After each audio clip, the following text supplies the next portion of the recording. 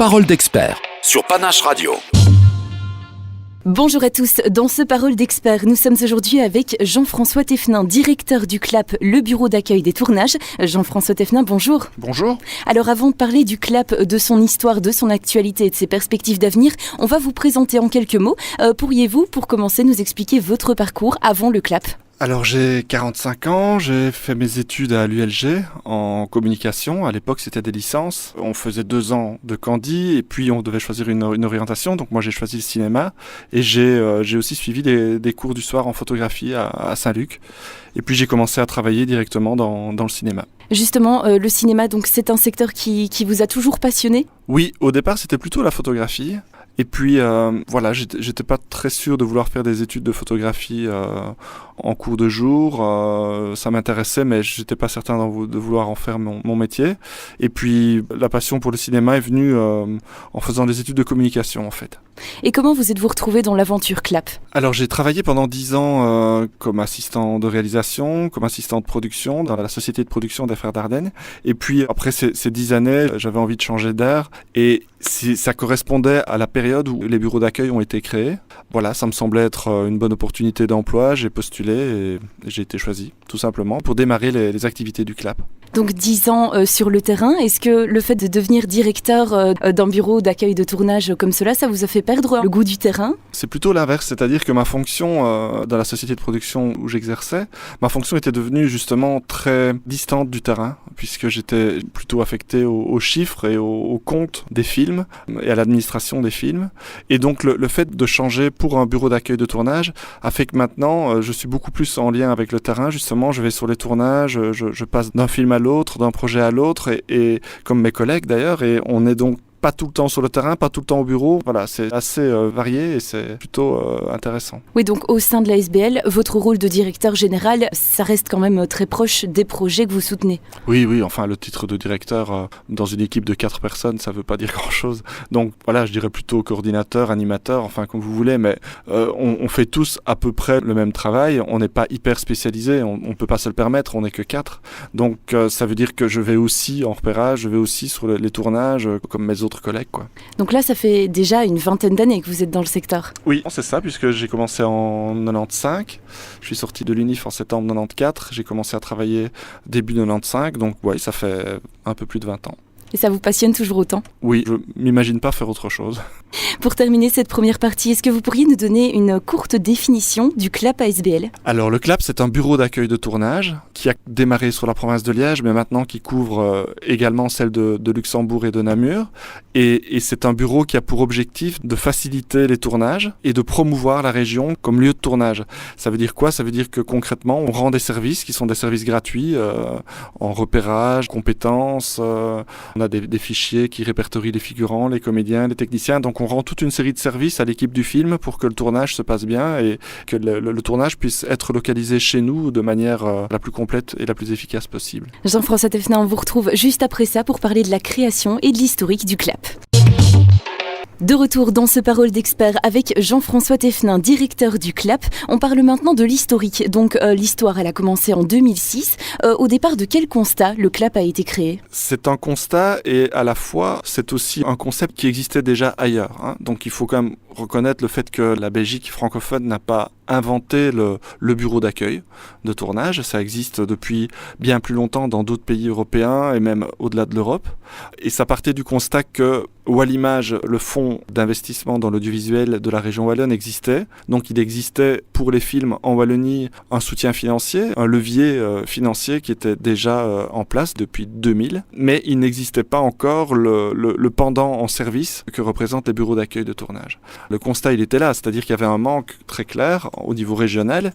Et donc la province de Liège, en 2005, a décidé, avec la région wallonne, de créer un bureau pour la province de Liège au départ, pour couvrir le territoire de la province, puisqu'il faut savoir qu'en région wallonne, les bureaux d'accueil ont été d'abord une initiative des provinces, donc d'abord la province de Hainaut, et puis la province de Brabant-Wallon, et puis ensuite la province de Liège. Assez rapidement, ça veut dire fin 2005, le député provincial Paul-Émile Mottard a réuni autour de lui le ministre Marcourt, ministre de l'économie, mais aussi les principaux professionnels de la région.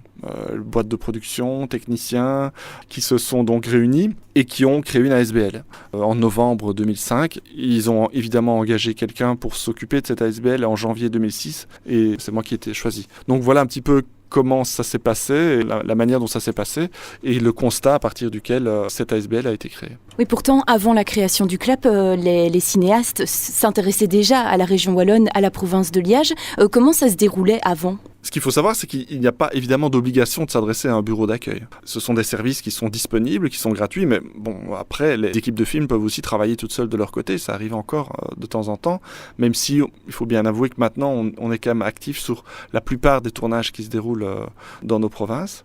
Ça, c'est la première chose à dire, c'est-à-dire qu'il n'y a pas d'obligation. Et ensuite, avant, les tournages étaient moins nombreux parce que le Wallimage n'existait pas, parce que le tax shelter n'existait pas non plus. Le tax shelter qui est un mécanisme financier très, très puissant pour financer les films. Et donc, la Belgique et la région wallonne en particulier accueillaient moins de tournages. Donc, l'absence de bureau d'accueil se faisait moins sentir. C'était pas trop un problème. Mais dès lors que des mécanismes financiers efficaces sont en place, il semblait assez logique et nécessaire que les bureaux soient aussi mis en place. Tout a commencé dans la province de Liège avant de vous développer au Luxembourg Oui. et à Namur. Oui. Pour quelles raisons la province de Liège ? Est-ce qu'elle était déjà très intéressante pour le secteur ? La province de Liège est certainement la province wallonne la mieux représentée en termes de maisons de production, de comédiens, d'écoles de cinéma et de comédie aussi, avec le conservatoire, avec les actes, avec l'université, avec l'HEPL. Voilà. Donc il y avait, si vous voulez, un terreau de producteurs, de techniciens, de comédiens, de prestataires de services aussi, d'industrie technique, qui était déjà très, très fort. Et puis, au-delà de ça, il y avait évidemment, en termes de notoriété, je dirais, les Frères Dardenne avec leur Palme d'Or, des comédiens comme Olivier Gourmet, qui sont aussi des gens qui sont des porte-drapeaux de notre cinéma. Donc, la province de Liège est en pointe, je dirais, en termes de quantité et de qualité de production cinématographique. On vous retrouve juste après ça pour continuer ce Parole d'expert spécial CLAP. De retour dans ce Parole d'expert spécial CLAP avec Jean-François Thévenin, son directeur général. On continue sur le développement. Je voulais vous poser la question, est-ce que vous vous souvenez du premier projet soutenu par le CLAP ? Oui, je m'en souviens. Alors, j'ai 2 films en tête et je ne sais pas lequel des 2 est le premier.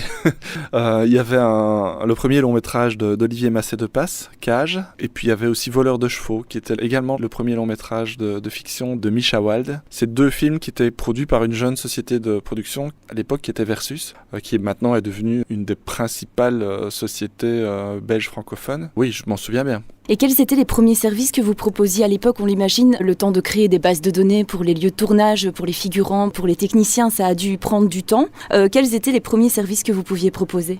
Mais en fait, c'était déjà, comme ça allait rester finalement jusqu'à aujourd'hui, le repérage de décors, les premiers services qu'on nous demandait. Et encore aujourd'hui d'ailleurs, ça reste ces services-là qu'on nous demande le plus. Et pour Cage, c'était un carrefour, il fallait un carrefour à 4 bras, assez important, qu'on pouvait bloquer complètement, donc avec des déviations possibles pour les usagers, mais il fallait pouvoir le bloquer complètement une journée pour faire un accident. Donc c'était une cascade avec une ambulance, il fallait que l'ambulance parte sur 2 roues, se couche sur le flanc, donc c'était quelque chose d'assez compliqué, mais c'était déjà donc à ce moment-là le repérage de décor et les autorisations qui accompagnent le repérage de ce décor. C'était une première mise en jambe, je dirais, qui était déjà compliquée et qui était déjà passionnante, quoi, avec, comme je vous le disais, le travail sur le terrain, mais aussi le travail de préparation au bureau avec tout l'administratif que ça suppose. On l'imagine, pour le lancement du CLAP, ça a dû beaucoup jouer sur le réseau, notamment des cinéastes belges. Oui, c'est-à-dire que pour ça, mon expérience avec les Frères Dardenne m'a beaucoup servi, évidemment. En 10 ans, j'avais un carnet d'adresses, j'avais déjà une connaissance du secteur qui était évidemment la bienvenue pour démarrer et pour être tout de suite opérationnel, quoi. Après, on a engagé une personne, Florence, qui est arrivée dans le courant de l'année 2006, et puis Maxime un peu plus tard en 2010. L'équipe s'est étoffée petit à petit et aujourd'hui on est 4.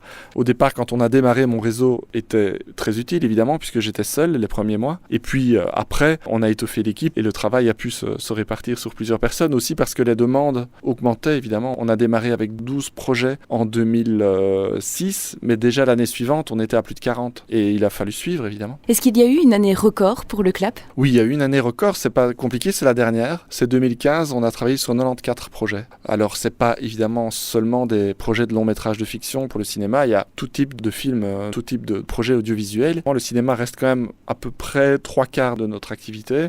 Il y a les séries télé, il y a le web, c'est vraiment l'audiovisuel au sens large, on n'intervient pas que pour le cinéma. Justement, le fonctionnement de l'ASBL, on en parle juste après cette chanson. De retour dans ce Parole d'expert spécial CLAP avec Jean-François Thévenin, directeur de l'ASBL. On parle maintenant du fonctionnement interne. Donc comme vous l'avez dit dans la partie précédente, vous êtes actuellement 4. Qui fait quoi au CLAP ? Alors donc tout ce qui est financier, administratif, ça je me le réserve. Et mes collègues travaillent vraiment quasi à 100% sur le terrain, avec évidemment, comme je l'expliquais déjà, un travail préparatoire au bureau, de contact, de mails, de courriers, etc. Mais je dirais qu'on n'est pas non plus hyper spécialisé. C'est-à-dire que en fonction des projets, en fonction des événements qu'on prépare, chacun prend un rôle. On se réunit tous les 4 une fois par semaine, parce que ce qu'il faut savoir, c'est qu'on a des bureaux à Liège et des bureaux à Namur. Une fois par semaine, on fait des réunions d'équipe et voilà, on se répartit les rôles en fonction des affinités de chacun, des projets sur lesquels on a envie de travailler, sur les demandes auxquelles on a répondu. Le côté administratif et financier, ça, c'est plutôt mon domaine en priorité parce qu'il faut que ça se fasse aussi, c'est de la gestion. Donc voilà, il n'y a pas d'hyper spécialisation et tout se passe de manière collégiale, je dirais, puisque à 4 personnes, on ne peut pas non plus spécialiser trop les rôles. Pour nos auditeurs qui ne connaîtraient pas le CLAP, quel est le panel que vous proposez aux cinéastes qui feraient appel à vous pour un tournage sur une des provinces que vous couvrez ? Alors, on essaye de répondre à toutes les questions ou tous les problèmes qui se posent, mais je dirais que les principaux services qu'on propose, ce sont des services de repérage de décors. Ça ne veut pas dire qu'on fait le travail à la place de l'équipe du film, mais qu'on vient en support. Donc, un repéreur, par exemple, peut nous appeler, ou un assistant déco peut nous appeler pour dire, voilà, on a du mal à trouver tel type de décor, est-ce que vous pouvez nous aider ? Ensuite, on a 3 bases de données qui sont accessibles assez facilement avec des codes qui répertorient les comédiens, les figurants et les techniciens. Et donc ça nous permet de répondre à des questions qui concernent les équipes des films. Un producteur peut avoir besoin d'un assistant de prod ou d'un électricien, donc on a des bases de données qui répertorient les compétences. Même chose pour les figurants, même chose pour les comédiens. Ensuite, on a des contacts quand même privilégiés avec certaines institutions importantes comme la SNCB, comme la ville de Liège par exemple, ou comme la police.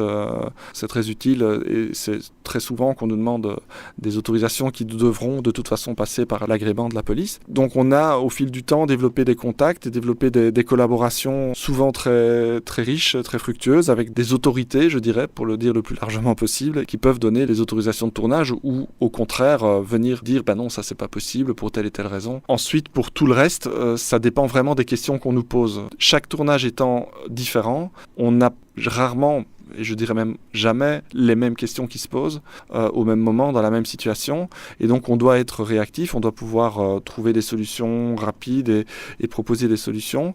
Et ça, c'est vrai que c'est ce qui fait aussi l'intérêt de ce métier, c'est qu'on n'est jamais préparé aux questions ou aux problèmes qui vont se poser. Je me souviens sur un tournage qu'on nous a demandé de trouver un prof de chinois pour des élèves, des gamins qui avaient une douzaine d'années et qui, dans l'école qu'ils fréquentaient, avaient des cours de chinois. Donc du coup, comme ils ne pouvaient pas fréquenter les cours, il fallait trouver une solution pour assurer le suivi scolaire.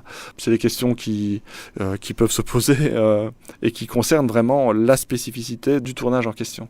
C'est ça qui est aussi très très gai dans ce métier, c'est qu'on ne fait jamais 2 fois la même chose. À côté des 4 acteurs de terrain, donc de l'équipe du CLAP, il y a également une assemblée générale qui a la particularité d'être entièrement composée de professionnels.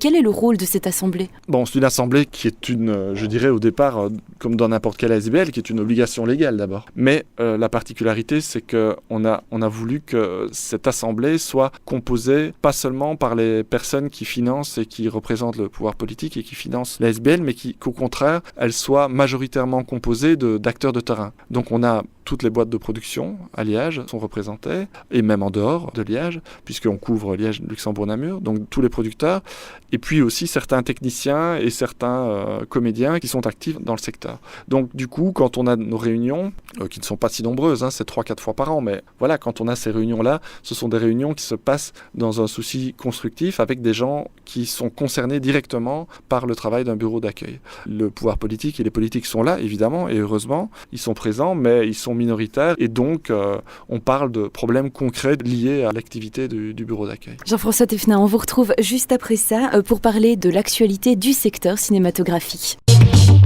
De retour dans ce Parole d'expert spécial clap avec Jean-François Thévenin. Nous sommes déjà à la 5e partie de cette émission. On parle maintenant de l'actualité du secteur. Je voulais tout d'abord commencer par cette question très large. Comment se porte le secteur en Wallonie et en Belgique à l'heure actuelle ?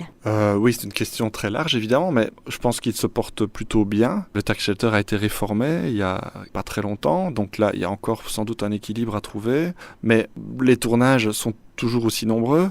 Les demandes auprès des bureaux d'accueil, je crois, n'ont jamais été aussi nombreuses également. Après, il y a aussi certainement des prestataires techniques et des sociétés prestataires techniques qui ont plus de mal que d'autres. Il y a aussi un effet peut-être de concentration. Il y a des boîtes qui sont plus grosses et qui sont plus faciles de vivre que certains plus petits.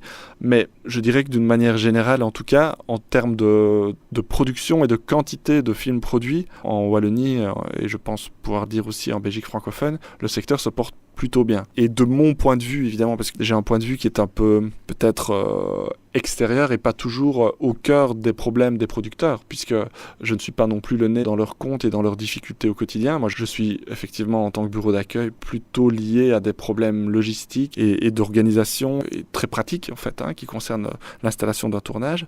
Donc, je ne suis peut-être pas la meilleure personne pour faire une photographie, je dirais, de la santé du secteur aujourd'hui, mais de mon point de vue, en tout cas, j'ai l'impression qu'on ne s'est jamais aussi bien porté. Comme vous l'avez dit, la réforme récente du tax shelter a beaucoup aidé. Est-ce que vous pourriez illustrer cette aide en quelques mots ? C'est un système qui a fait ses preuves et qui aujourd'hui représente la plus importante en termes de masse, de quantité d'argent. C'est le premier financeur, je ne sais pas si on peut dire ça, du cinéma belge, mais aussi du cinéma coproduit en Belgique. Quand on parle de cinéma belge, il n'y a pas que les films qui sont majoritairement belges, il y a aussi les films qui sont minoritairement belges et qui sont des films qui sont des coproductions avec la Belgique. Donc voilà, en termes de quantité d'argent, effectivement, le tax shelter est aujourd'hui quelque chose de très important. Vous êtes un bureau d'accueil des tournages, pas seulement pour le cinéma, il y a également la publicité, les séries, les films d'animation.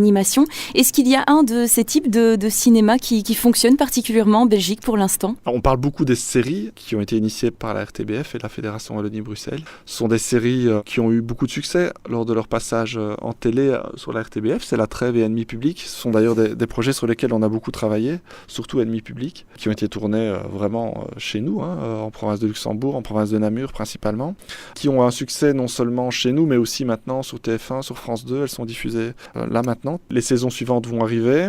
Ce sont des séries qui n'ont rien à voir en termes de production avec ce qu'on peut connaître dans les pays anglo-saxons, parce que c'est des budgets qui sont 10 fois, 15 fois plus modestes. Mais c'est aussi la preuve qu'on arrive à faire de la qualité avec des budgets réduits, même si on ne peut pas non plus espérer et rêver que ces budgets restent à ce niveau-là. Il faut savoir qu'un épisode, je crois, coûte 220 ou 230 000 euros. Et un épisode d'une grande série américaine, on est plutôt aux alentours de 2 millions de dollars, quoi. Donc voilà, c'est pour vous donner un petit aperçu de la différence de moyens qui sont à la disposition des créateurs belges pour les séries télé aujourd'hui. Oui, justement, ces séries belges, La Trêve notamment, Ennemi Public, ça fonctionne vraiment très bien. Qu'est-ce qui, selon vous, plaît dans les séries belges ? Alors je pense que d'abord la qualité de l'écriture qui démontre qu'en Belgique on a des scénaristes de talent. C'est aussi la qualité, je crois, des comédiens, et aussi dire qu'il y a une quantité de comédiens qui permet de faire ces séries-là, parce que c'est ça ce qui est plus compliqué quand on fait une série, c'est qu'il y a des rôles évidemment récurrents et qu'il faut pouvoir mobiliser les comédiens sur une période de tournage plus longue qu'un long métrage classique, sur parfois plusieurs saisons quand on rencontre le succès. Donc je dirais dans cet ordre-là, s'il fallait donner un ordre, les scénaristes, les comédiens, et puis alors alors après, les producteurs qui sont en charge de ces projets avec leurs réalisateurs. Donc on a parlé beaucoup effectivement du côté un peu local des décors et que les gens reconnaissent les décors et donc s'identifient volontiers à ces séries-là. J'entends bien, mais je pense aussi et surtout qu'une bonne série, c'est d'abord la qualité de l'écriture et la qualité des comédiens. Jean-François Thévenin, on vous retrouve juste après ça, déjà pour la dernière partie de ce Parole d'expert spécial clap. Nous voici dans la dernière partie de ce Parole d'expert spécial clap avec le directeur du clap, Jean-François Thévenin. Voilà, ici, ça fait déjà 10 ans que le clap a été créé. Vous avez d'ailleurs fêté vos 10 ans en même temps que les 15 ans de Wallimage. En 10 ans, 450 films soutenus, au moins 450 films.